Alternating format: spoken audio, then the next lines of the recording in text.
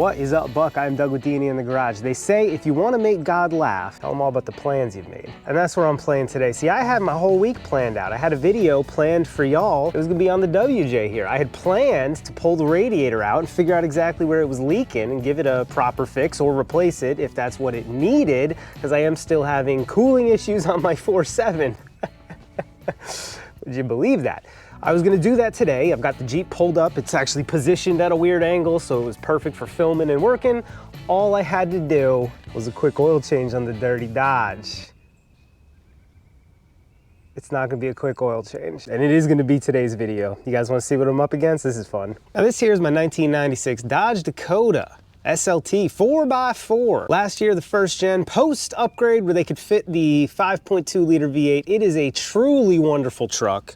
This one I got last summer for about 900 bucks. She's got some rust issues and some other issues. I use it as a local service truck for my small engine repair business. Now last summer, it was a bleed in oil anytime I parked her, and it turned out it was the oil pressure sending unit. I have a video on that. If you're chasing down an oil leak, that could be where yours is. It's a common failure point on these Dodge Dakotas.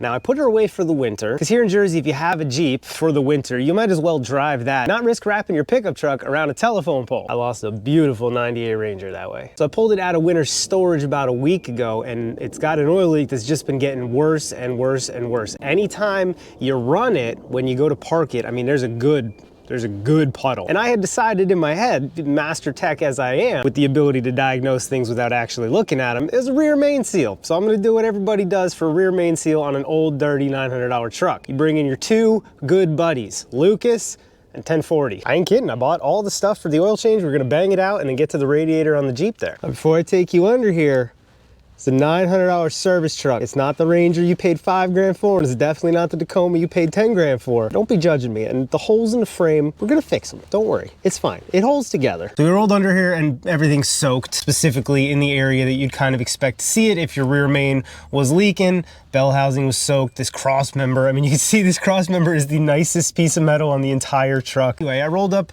on the oil pan here and I blasted it off.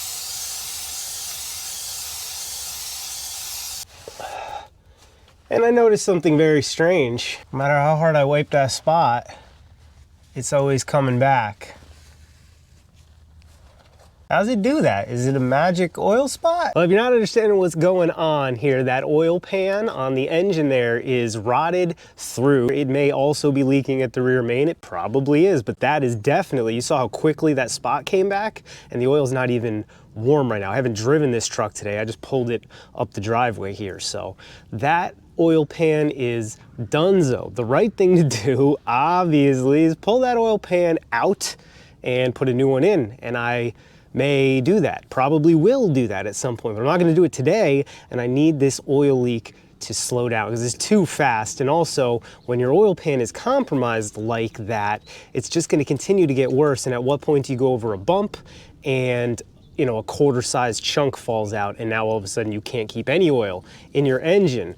These are the things that keep a driveway monkey like myself up at night. So what do we do when we don't have the time or the parts to fix it the right way, but we still want to do a decent job? The most trusted name in automotive repair, JB Weld. We're gonna drain it, we're gonna clean the absolute frig out of it, and we're gonna slather an entire package of JB Weld on the bottom of that bad boy. That's basically it. You can stop watching the video. No, I'm just kidding. Let's figure out what's the best possible way to get this onto that.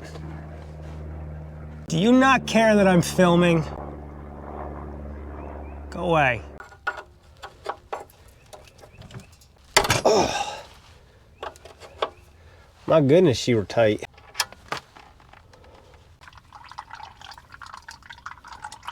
Alrighty, while that is all draining out, let's discuss my product choice. Let me first and foremost be completely clear with you. We're using this because this is what I had. I knew I dropped one of these back behind my bench a while ago, and I was kind of just leaving it there for a rainy day. There's no clouds, but it's raining today. JB Weld is a great choice for this. Good up to 5,020 PSI. That's not really something we're gonna be up against. 550 degrees when properly cured. Outside of that, this stuff is super easy to use vertically. Okay, there are products that might work better, but they're a little bit runnier. What other stuff would you use? Q-Bond might work. Alrighty, friends, so I've been blowing off the bottom of this with brake clean. The rust on this oil pan is not everywhere. You can see as it transitions here, this is all fine. This over here is got some scale, but it's fine. Really just this bottom area here. So what I want to do as it's continuing to drip is just very lightly try to pick at any loose rust here. I want to get off as much loose rust because I don't want to JB Weld over loose rust. But if I can avoid it, oof, I really don't want to put a giant hole in this thing.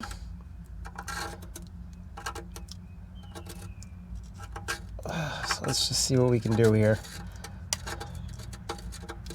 This is a scary one right here. Oh gosh. So that's all good metal.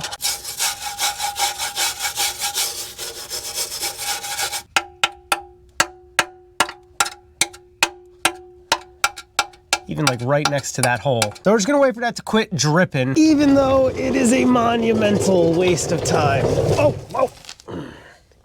So tired of living on this hill. You know how many times I almost rolled down there on this thing? Too many. Get back here, you freaking. My next house is gonna be so flat. What's the flattest state? I don't know. Ohio? Iowa? Illinois. I would take any one of those. Alrighty friends, while that continues to drip drop its life away, I rang up Eric, because I remember he solved this issue on his ZJ a couple years ago. He actually used Flex Seal and he said it worked 10 out of 10. But I had another idea. We've got the JB Weld, we already talked about that. What I want to add to it, fiberglass mat. That's right, we're gonna fix the old dirty Dodger like a freaking boat. I know it's hard to see, but behind the picture of the Galaxy, underneath the jet ski seat, to the left of that old outboard, it's actually a donor 5.2 with the exact pan I need. So, I mean, if it comes down to it, there's a pan right there. We could do it. But if I don't answer the question, can you fix a leaking oil pan with nothing but JB Weld and fiberglass mat? Well, who's going to? How will we ever get that answer? No, I'm sorry. We're gonna have to do it the wrong way. In the name of science. Now that we're working in the name of science, I suppose we should speak on the finer points of this repair I'm planning. We're gonna use the fiberglass mat here. I wanna extend the mat an inch past what I think is the damaged or compromised area, and then we're going to extend our filler, in this case JB Weld, an inch past the edge of our mat. That's a good rule of thumb for any time you're using fiberglass. Now there are two types of mat you can use. The first type is biaxial. This is for structural support, for major repairs or building up new parts. We could use this, but it's a little harder to deal with, especially on contours, so we're not going to use biaxial mat. We're going to use what's called chop strand mat. It's a finishing product. It would be the last layer when you're doing a layup or repair. It's super easy to sand, super easy to work with on contours, and it's a great all-around product for minor repairs. I will leave a link down below where you can get yourself a whole mess of chop strand mat relatively inexpensively. Not a terrible thing to have in the garage. Well, friends, I don't mind telling you, I'm getting impatient, waiting for the drippity drops to stop. I want to get to sanding and honestly finishing this darn project, so we're gonna go over there and try to goose it a bit. Hey. See if this don't help.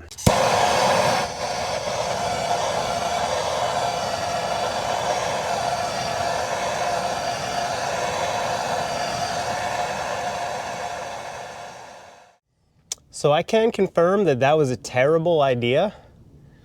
And as I was doing it, I was thinking, this isn't a good idea.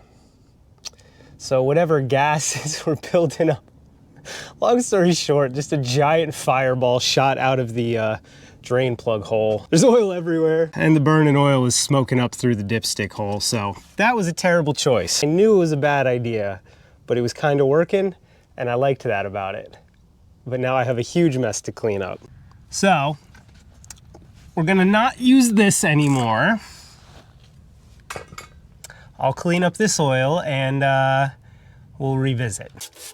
That right there is a bit of 60 grit sandpaper. Really doesn't matter what you use, up to about 120. The point is you want to chunk off as much rust as you can. And shoot, if you could get down to bare metal, that would just be 10 out of 10 as far as an application surface for our JB Weld and fiberglass repair.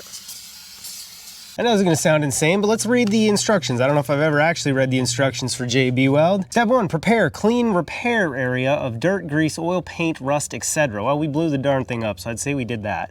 2, mix, squeeze equal parts. We're gonna do the whole tube onto a disposable surface. Apply as needed. Set up in 4 hours, cures in 15 to 24. Alrighty friends, I did put gloves on, but that's more to protect the project from my disgusting hands than anything else. If you don't understand what JB Weld is, you're a total noob here, it's fine. That's what this channel's for. JB Weld is like a 2-part epoxy, so the 2 chemicals together are really nothing, and then you mix them together. Alright, I think that's about even. You're gonna work it the same way you would like Bondo, you know, if you're mixing hardener into Bondo, just spread it out, scoop it up. Spread it out, scoop it up. Acetone does clean up JB Weld. Acetone is what's in brake clean. So if you're gonna do a job like this, you might wanna have acetone on hand. It'll get it off your hands, get it off your tools, get off anything. Acetone is great stuff. Real nasty, but great stuff. Alrighty friends, you'll have to forgive me, but things are about to happen real quick. Because, as I mentioned, time sensitive on the old JB Weld here. First thing I want to do is make sure that these divots are filled, specifically the one that was giving us all the trouble. Make sure there's no air bubbles behind it. Now we're going to do a nice little skim coat all along the bottom here, extending beyond the edges of where our fiberglass mat are going to go. I'm going to use my hand here to spread it around. Another benefit of these gloves, get our patch on, fiberglass mat, right like, oh, roll, dang you. Right like this. Sheet over to this side since that's where the major issue was. This may get real messy. This may be rough. We're gonna try anyway to work a nice layer of our JB Weld over that mat. And I think you can see the idea we're going for. I mean, oh, we don't have enough, unfortunately. That stinks. But we're gonna do what we can with what we do have. Cut our patch down.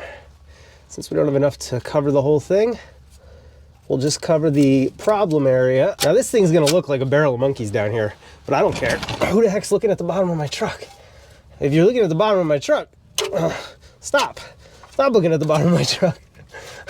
Who told you you could look at the bottom of my truck? We'll clean it up at the end. A little bit of sandpaper will go a long way on this one. Friends, that's all I can do. I can see there's oil mixed in with the layup. It is what it is. Maybe it's more rust than oil. No, it's oil. It's probably from up here. I didn't clean enough up there. We're at 95%. Now, fiberglass is a lot like paint.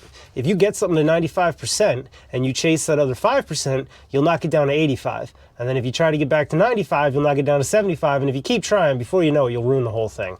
So you just gotta say, enough is enough. And we just gotta leave it here. Good morning, friends. We're back under the dirty Dakota. You can see I had a heater in the general area of the oil pan last night just to try to keep it. I think it got down to about 32 in Jersey, so it was freezing. Not ideal, but it's still cured up fine. I don't see any oil coming out or seeping through layers or anything. It all definitely adhered. Now, I'd love to clean this up, and we're gonna cut off the stragglers and sand it down a little bit. But first, I want to fill it. Make sure that it actually holds oil. And yeah, we're still using the 1040 because it's not gonna hurt this truck. And we're even gonna use the Lucas with stop leak. Why not, right? So what I'm gonna do is crank this guy right here. Oh, and just let him hang out. Alrighty, friends, that's been sitting there for a bit. I even had it running for about 20 minutes. Absolutely no leaks. It's a beautiful thing. So the last step here is just gonna be to clean it up a little bit.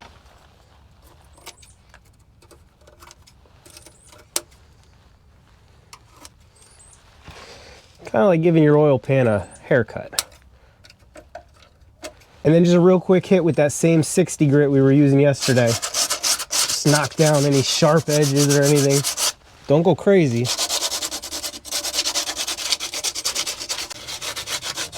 Anyway, you can spend as much time or as little time as you want beautifying the bottom of your rusty oil pan, but for me, that is more than enough. Alrighty friends, that's all there is. I think it's repairs like this one that gave us the phrase, there's nothing so permanent as a temporary fix that holds. And I can tell you, that's a temporary fix right there. We're gonna run her as long as she holds, for sure. Leave me that comment down there in the squawk boxes. What do you think about my method of fixing a rotted out oil pan? JB Weld and a little bit of fiberglass mat. What do you think I should have gone Eric's method? Dry the whole thing out and flex seal the heck out of it. Or maybe you have a different method, different materials, different tools, whole different process. I'd love to hear about it, and I'm willing to bet this video is gonna attract some folks that have this problem. So let them know down in the squawk boxes. What should they do? How have you fixed it on your vehicle? So if you like the video, that's common sense. Subscribe to the channel. Maybe check out my website, monkeywiththetoolbox.com. Outside of that, I thank you all so much. I cannot wait to see y'all on the next one. I have it on good authority. It's gonna be on a Grand Cherokee radiator, probably. Every time I predict my next... These dang planes. What the heck's going on? Oh, that's a helicopter. He's moving too. There's a news chopper. What's going on? What's the scuttlebutt? Grand Cherokee, radiator, next video, probably. Unless something else breaks. So, 50-50. Thanks so much. See y'all on the next one.